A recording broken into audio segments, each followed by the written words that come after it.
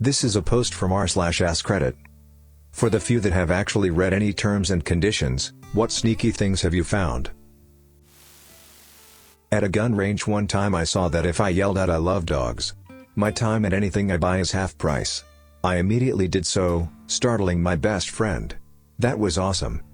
The contract to a job I had working in the desert warned about the frequency of alien attacks. I was disappointed to go a year and a half without any, though. Hey, how much is that scar H on the wall? $3,000. I love dogs. Duck. Today I learned, gun ranges sell guns. Nearly every range I've been to has a gun store attached to it. Which is great because a lot of times you can rent a similar gun to the one you want to buy. Then you don't have that whole, "I hate this $600 gun I just bought now that I've shot it," the first time you take it out. Thankfully guns often don't depreciate horribly.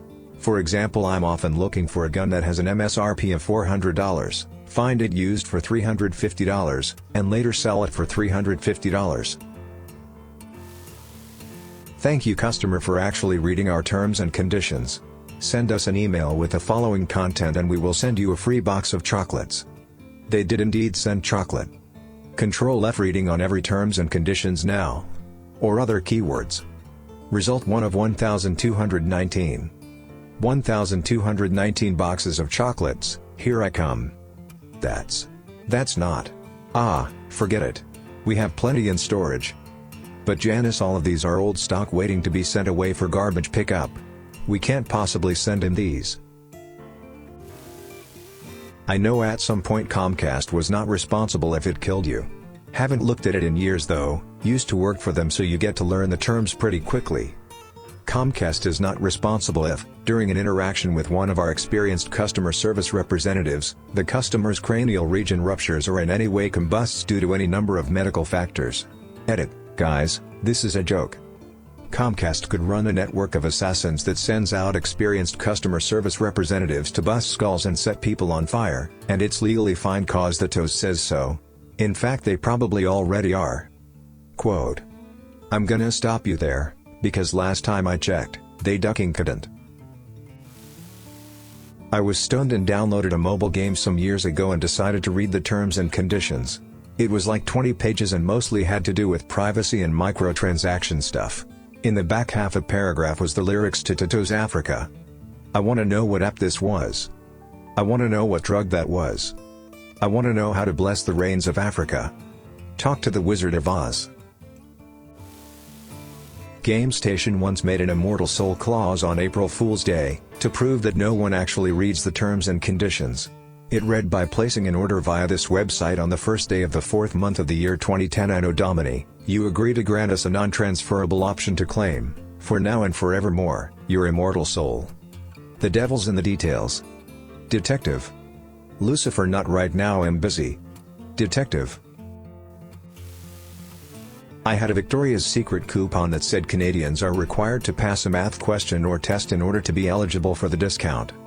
I think I still have it at my desk. My job in part is writing terms and conditions, agreements, and disclosures for the bank I work at, so I actually do read a lot of TAMP, C's in homage to the amount of time my colleagues in the field put into writing 18 pages of shit no one but examiners read.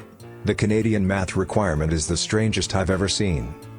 That's actually required of them by Canadian law, which does not allow any gaming or lotteries that are not officially sanctioned. It's just a technicality. So if you answer the question correctly, you haven't won a gamble, you've earned the reward. Thanks for explaining that. Does no other country require you to answer a skill testing question when you win a prize? I don't know about other countries, just Canada because I'm Canadian and I looked it up once. I know the US doesn't do it. I think it's just a quirk of the wording in our lottery prohibitions which makes giveaways also technically illegal, so companies get out of that by making you work for your prize.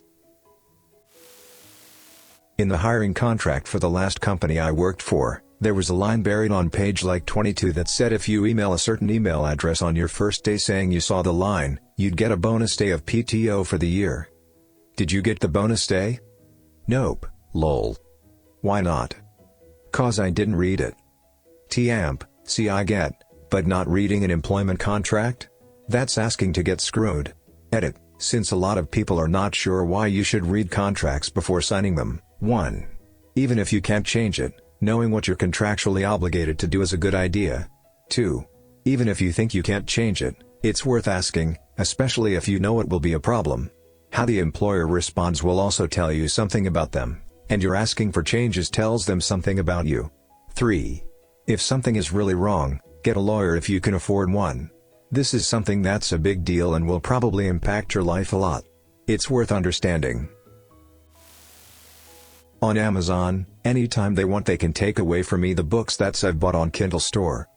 It's the same with Steam games, but I hope that everyone who uses Steam was already aware of this. Edit: since this is gaining traction, here's the specific line: the content and services are licensed, not sold. Your license confers no title or ownership in the content and services. This line isn't in the agreement to bully people because that would cost them their platform really quickly. It's in there in case they shut down or decide to ban you. But it's still in there. You don't own your Steam library. I can't get into my old account because my Yahoo address was compromised and I don't know what my debit card number from 2006 was.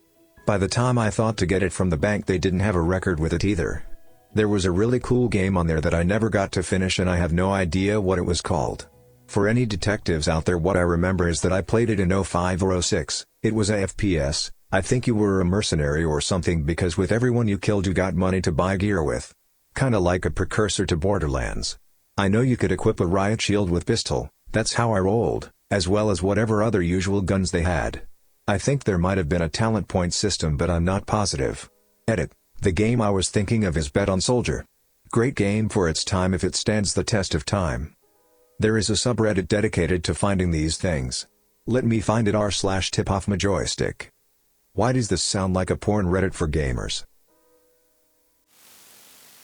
DeviantArts is basically a contract allowing them to print, reproduce, and profit from your art, if they so choose, without needing your permission or consent. Usually this takes the form of ads or contests, where they'll be used in public displays. If you post works that show a high level of technical skill, then you need to either sign it or use a big ol' watermark. Things like this are pretty common on most art or picture websites. Not saying it's right, just that similar things are common.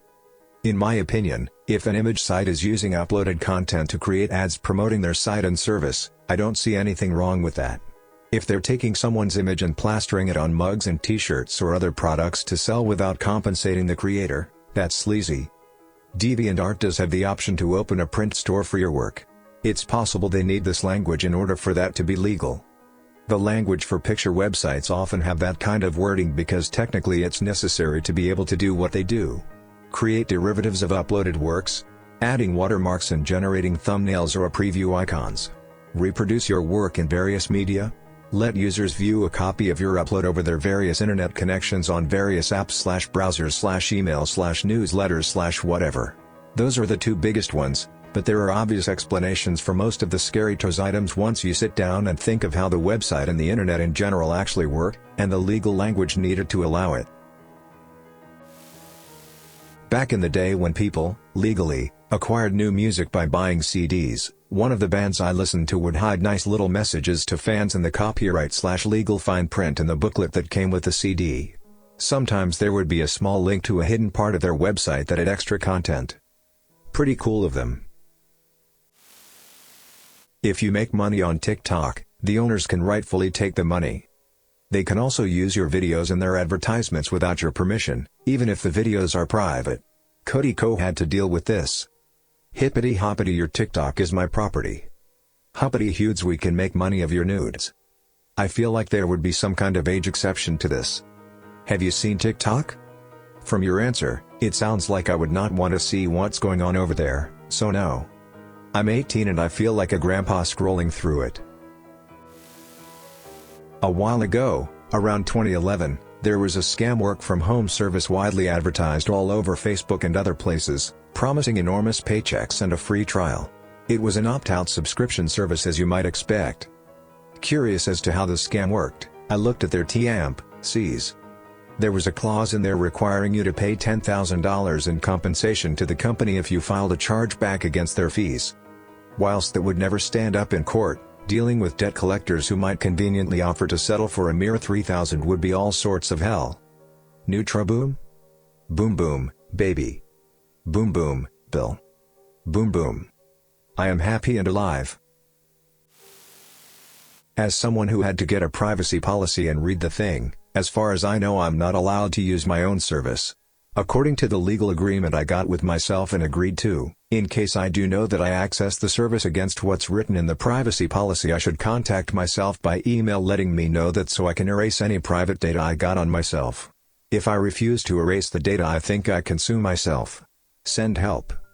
How do you handle GDPR if you're a brick-and-mortar store that only does sales in the US? You geo-block the rest of the world. Easy peasy. There is a reason GDPR requires you to have an office under jurisdiction of the EU. You can't really be sued if you have no business in or with Europe. Furthermore, you can require visitors to agree to submit to your local jurisdiction. After all, you don't fall under EU law when a German calls your cell phone. But your phone has an area code. If your brick and mortar has a geographical location, establish the website as being under the jurisdiction of said location. This being said, it may become a problem if you intend to do business with Europe in the future. Still unlikely that you would be touched by GDPR until you are ready to enter European markets. Not to mention that you would need to apply for IP protections in the EU. Pretty expensive to enter that market space. For example, Washington Post break GDPR by bundling consent. If you want to use the service, you must agree to either pay or be tracked. The UK GDPR enforcement said that this is illegal but that they are out of jurisdiction. Thanks for watching everyone. Don't forget to like and subscribe. This is Experimental Journeys.